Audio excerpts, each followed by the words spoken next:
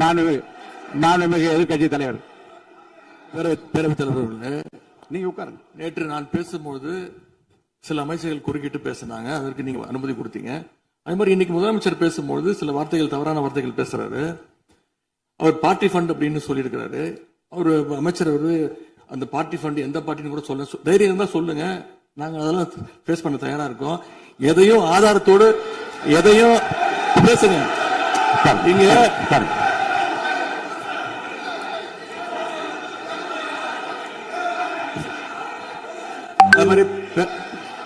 பேரவைத் தலைவர் அவர்களே, நேற்று நான் பேசி முடிஞ்சோடனே நீங்க அவை முடிஞ்சிருச்சுன்னு சொல்லிட்டீங்க. நாங்கெல்லாம் வீட்டுக்கு போயிட்டோம். வீட்டுக்கு போய் டிவி போட்டு பார்த்தா அங்க இன்னொரு அமைச்சர் இன்னும் பதில் சொல்லிட்டே இருந்திருக்கிறாரு. அதற்கெல்லாம் நாங்க இப்ப என்ன பதில் இது, என்ன மரபு இது? நீங்க இப்ப பேசிக்கிட்டே இருப்பீங்களா? நாங்க பாத்துக்கிட்டே இருக்கணுமா? அதே மாதிரி இன்னைக்கு முதலமைச்சர் அவர்கள் பேசும்போது நாங்களும் அமைதியா கேட்டுட்டு தான் இருந்தோம். ஆனா சில கருத்துக்கள் அவர் பேசும்போது அதை நாங்க அனுமதிக்க முடியாது. ஆதாரத்தோடு ஏதாவது பேசணும்னா, குற்றச்சாட்டுகள் சொல்லும் போது ஆதாரத்தோடு சொன்னீங்கன்னா அதை நாங்க ப்ரூவ் பண்றதுக்கு தயாராக இருக்கு. மாண்புமிகு உறுப்பினர் அவர்கள் இருங்க. நேற்று மாண்புமிகு எதிர்கட்சி தலைவர்கள் பேசியதும், மாண்புமிகு பொதுப்பணித்தலைவர்கள் பேசியதும் ஆதாரம் இல்லாமல் பேசக்கூடாது என்று நான் சொன்னேன். ஆய்வு செய்து நீக்கப்பட வேண்டியது நீக்கும் என்று சொன்னேன். இப்போது மாண்புமிகு முதல்வர் அவர்கள் பேசி முடிக்கட்டும். நீங்கள் கூறிய கருத்துப்படி அதில் ஆதாரங்கள் இல்லாத குறிப்பாக இருந்தால் அதை நீக்குவதற்குரிய உரிமை எனக்கு இருக்கிறது. ஆய்வு செய்து நான் நடவடிக்கை எடுப்பேன். இப்போது மாண்புமிகு முதலமைச்சர் அவர்கள் பேசலாம். இந்த டாஸ்மாக் மாதிரியே பல டிபார்ட்மெண்ட்லயும், மறுபடியும் சொல்றேன், கட்சி நிதின்ற பேர்ல அடிச்ச கொள்ளைய ஒன்னா கவர்மெண்டோட கஜானாக்குள்ளேயே கொண்டு சேர்த்துக்கிட்டே இருக்கிறாங்க. இப்பவும் சொல்றேன், மக்கள் பணத்துல இருந்து ஒரு பைசா கூட தொடமாட்டோம், தொடவும் விடமாட்டோம், தொட்டா விடமாட்டோம், இதுக்கு முன்னாடி தொட்டவங்களையும் விடமாட்டோம்.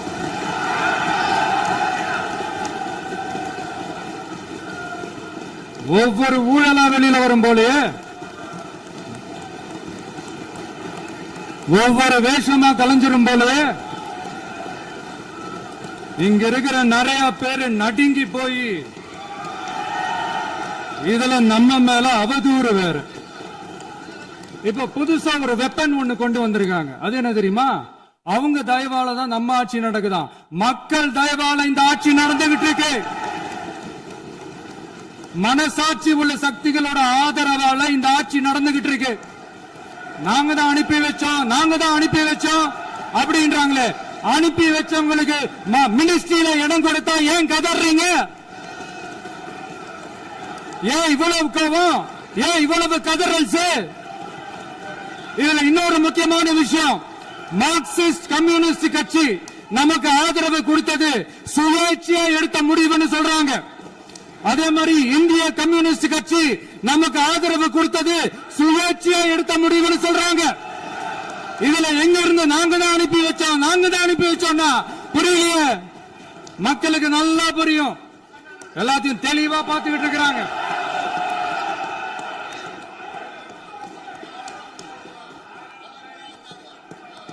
முதலமைச்சர் கண்டினியூ பண்ணலாம். முதலமைச்சர் முதலமைச்சர்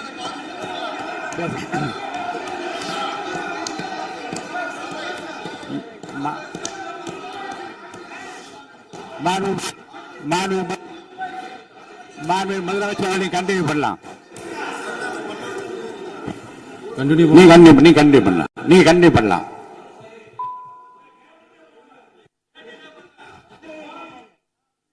இந்த சமூக நீதி அரசுன்னு சொல்றவங்களை பார்த்து கேட்கிறேன், நம்ம பட்டியலின சகோதரர்களுக்கு எத்தனை அமைச்சர் பதவி கொடுத்தீங்கன்னு கொஞ்சம் சொல்ல முடியுமா?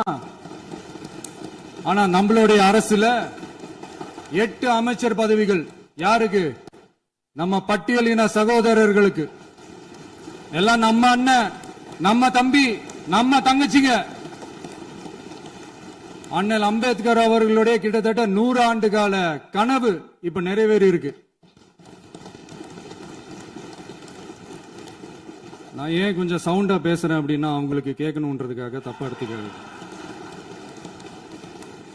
அதே மாதிரி பெண்களோட பாதுகாவலர் நாங்க தான் அப்படின்னு சொல்லிக்கிறவங்கள கேட்கிறேன், எத்தனை பெண்களுக்கு அமைச்சர் பதவியில இடம் கொடுத்தீங்க கொஞ்சம் சொல்ல முடியுமா?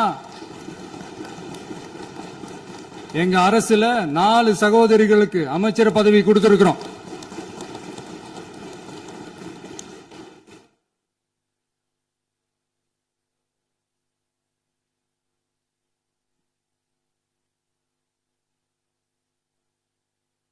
அதனால மக்களால் நிராகரிக்கப்பட்டு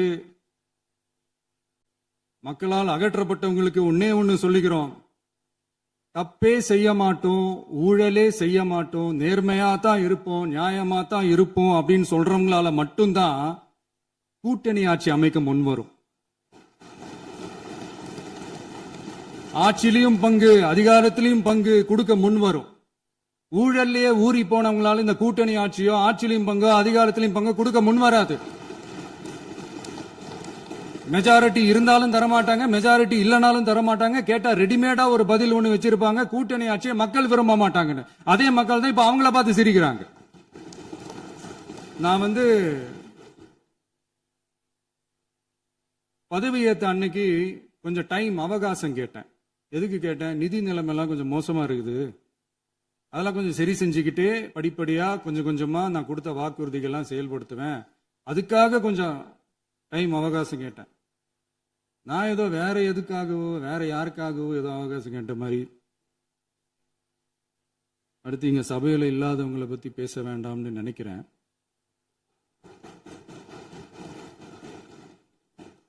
இங்க நம்மளை பத்தி அவதூறு பரப்புறதோட மட்டும் இல்லாம இப்ப நம்ம மக்கள் மேலேயும் அவதூறு பரப்ப ஆரம்பிச்சுட்டாங்க. மக்கள் நமக்கு ஓட்டு போட்டது தப்பான், குடும்பம் குடும்பமா நமக்கு ஆதரிச்சது தப்பான். இது இப்ப இல்ல, நான் சொல்றது எம்ஜிஆர் அவர்கள் காலத்திலிருந்தே. அப்பவே அவர் ஜெயிச்சப்போ அதே மக்களை தப்பு தப்பா பேசுறது. மக்கள் என்ன பண்ணிட்டாங்க, எம்ஜிஆர் என்ன பண்ணிட்டாரு, எம்ஜிஆர் என்ன இது பண்ணிட்டாரு. 50 வருஷமா ஒரே டெக்னிக்கா.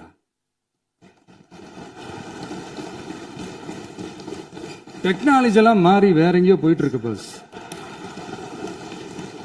இதுல கொஞ்சம் டெக்னிக்காச்சும் கொஞ்சம் மாத்தினா கொஞ்சம் நல்லா இருக்கும். அதனால மக்களுக்கு யூஸ்ஃபுல்லா இருக்கிற மாதிரி இந்த ஆக்கப்பூர்வமான கருத்துக்களோ ஆக்கப்பூர்வமான யோசனைகளோ இருந்தா சொல்லுங்க, அதை நாங்க டெஃபரெண்டா எடுத்துக்கிறோம். ஆனா அதை விட்டுட்டு இந்த நக்கலு நையாண்டி சம்பந்தம் இல்லாத பேச்சு இதெல்லாம் பேசிட்டு அப்புறம் முதல்வர் பதில் சொல்லல, முதல்வருக்கு பதில் சொல்ல தெரியல அப்படின்னா அப்புறம் என்ன சோஃபா மாடல் ஆட்சியா? அது என்னன்னு புரியறதுக்கு எனக்கு ரொம்ப நாள் ஆச்சு.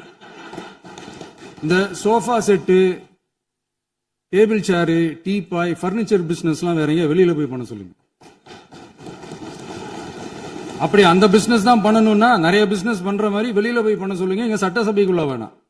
அதனால ஆக்கப்பூர்வமான கருத்துக்கள் இருந்தா சொல்லுங்க, டெஃபினட்டா அது சரியா இருந்தா நாங்க ஏத்துக்கிறோம். எனக்கு ஒரு குட்டி கதை ஒண்ணு ஞாபகம் வருது, சொல்லாமா?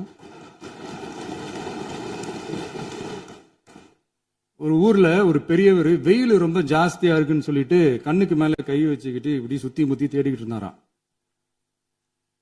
அப்ப கூட இருந்த ஒரு சின்ன பையன் என்ன தேடுறீங்க அப்படின்னு கேட்டானா. அதுக்கு அந்த பெரியவர் சொன்னாரா, அது ஒண்ணு இல்ல தம்பி, உங்க அப்பா இங்கதான் இருப்பாருன்னு சொன்னாங்க, அதான் தேடிக்கிட்டு இருக்கேன். எங்க உங்க அப்பாவையா காணோம்?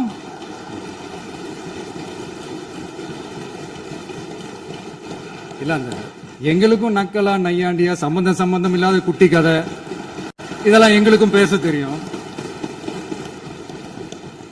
அந்த கதையில பெரியவர் அப்படி சொன்னாராம், தப்பா எடுத்துக்காதீங்க. அந்த கதையில பெரியவர் அப்படி கேட்டாராம்.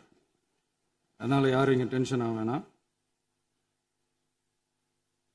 அதனால இன்னொரு இந்த என்னுடைய உரையை முடிக்கிறதுக்கு முன்னாடி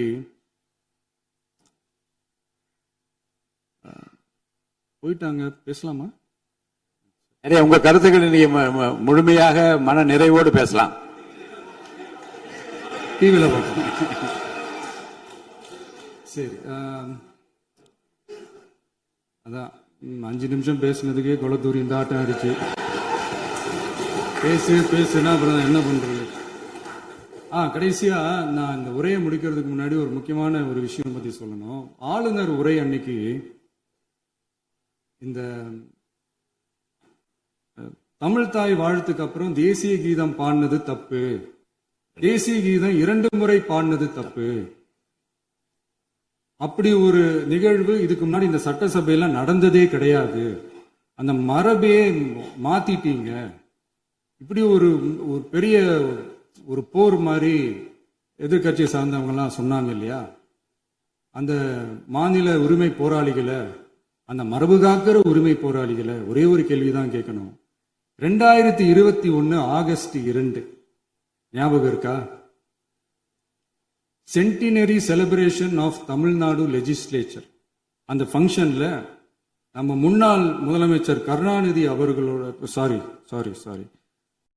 கலைஞர் அவர்களுடைய கலைஞர் அவர்களுடைய புகைப்படத்தை மாண்புமிகு குடியரசுத் தலைவர் திறந்து வைக்கிற ஒரு ஃபங்க்ஷன்.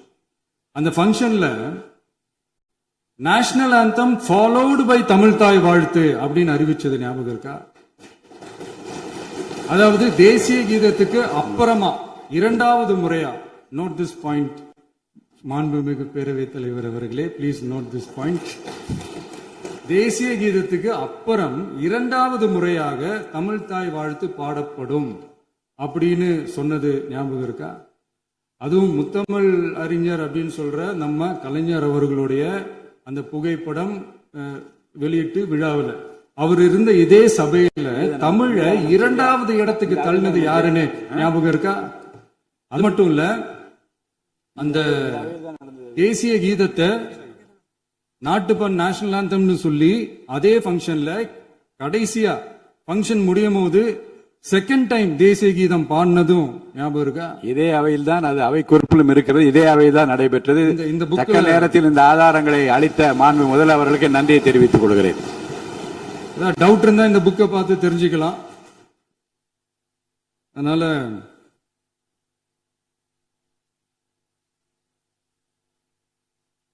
இதெல்லாம் கேட்டா என்ன சொல்லுவாங்கன்னா, அது ஜனாதிபதி கலந்துகிட்ட ஃபங்க்ஷன், அதெல்லாம் அப்படிதான், அதெல்லாம் கண்டுக்க கூடாது அப்படின்னு சொல்லுவாங்க. இதே மாதிரிதான் பேசுறது ஒண்ணு, செய்யறது ஒண்ணு, பேசுறது ஒண்ணு. இதெல்லாம் மக்கள் பார்த்துக்கிட்டு இருக்காங்க. எலெக்ஷனுக்கு முன்னாடி தான் அப்படி செஞ்சுக்கிட்டு இருந்தாங்க. இப்ப எலெக்ஷனுக்கு அப்புறம் அதே தான் செய்யறாங்க.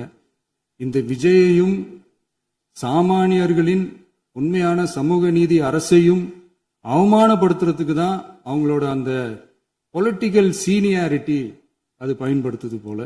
சரி, செய்யட்டும், நல்லா செய்யட்டும். இப்போ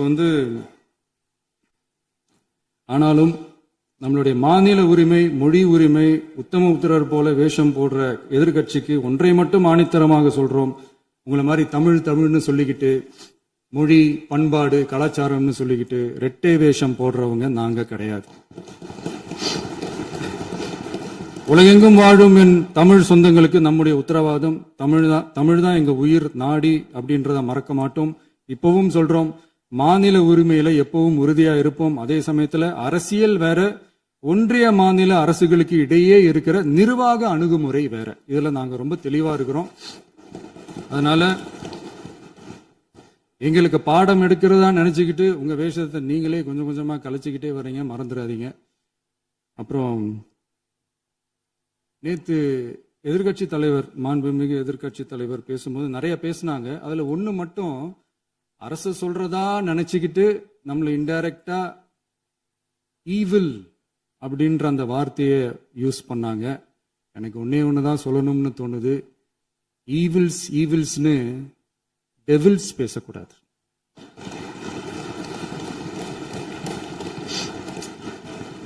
அவங்க இருந்திருந்தா ஒரு ஆக்ஷன் பண்ணணும்னு எனக்கு தோணுச்சு. எல்லாரும் போயிட்டாங்க. இல்ல, பர்மிஷன் பண்ணலாமா? இப்பவும் பண்ணலாம், ஒண்ணும் தப்பு இல்ல.